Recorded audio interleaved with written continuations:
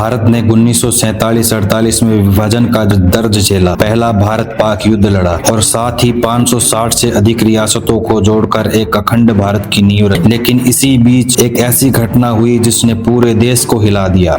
30 जनवरी 1948 को राष्ट्रपिता महात्मा गांधी की हत्या। विभाजन के बाद देश में सांप्रदायिक तनाव फैला हुआ था। पंजाब और बंगाल की सड़कों पर खून बह रहा था। गांधी लगातार उपवास और शांति यात्राओं से हिंसा रोकने की कोशिश कर रहे थे, लेकिन कुछ लोगों को लगता था कि गांधी हमेशा मुसलमानों का पक्ष लेते हैं। यहाँ तक कि पाकिस्तान को 55 करोड़ रुपए दिलाने के फैसले में भी उनका दबाव था। यही कारण था कुछ अतिवादी हिंदू संगठन गांधी से नाराज हो गए। इस नाराजगी का चेहरा था नाथूराम गोडसे। नाथूराम गोडसे का मानना था कि गांधी की नीतियां हिंदुओं को कमजोर कर रही है। वह सोचता था कि पाकिस्तान का निर्माण गांधी की ही वजह से हुआ। गोडसे का गुस्सा धीरे धीरे इस विश्वास में बदल गया कि गांधी की हत्या ही राष्ट्र हित में है। कई दिनों तक योजना बनी। आखिरकार 30 जनवरी 1948 को दिल्ली के बिरला भवन में गोडसे अपना मिशन लेकर पहुंचा। शाम के करीब 5:17 गांधी जी प्रार्थना सभा के लिए निकल रहे थे। दोनों ओर मनु और आभा उनका हाथ थामे हुए थी। भीड़ के बीच से गुजरते हुए गांधी धीरे धीरे आगे बढ़ रहे थे। अचानक एक आदमी सामने आया, नाथूराम गोडसे। उसने झुककर प्रणाम किया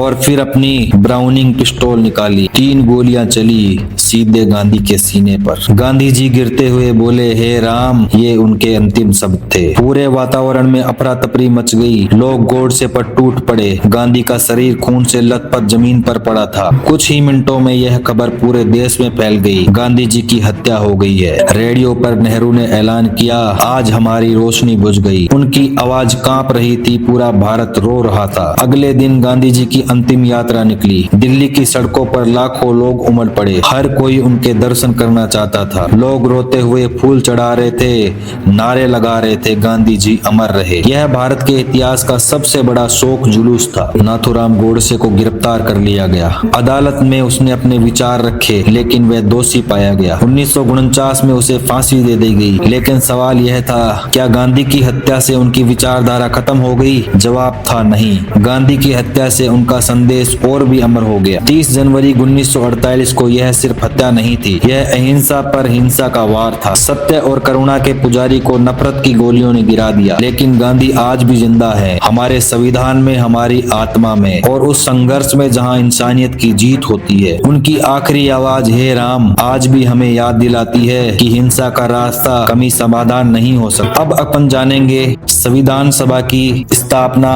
और संविधान का निर्माण। तो जुड़े रहे हमारे साथ। धन्यवाद।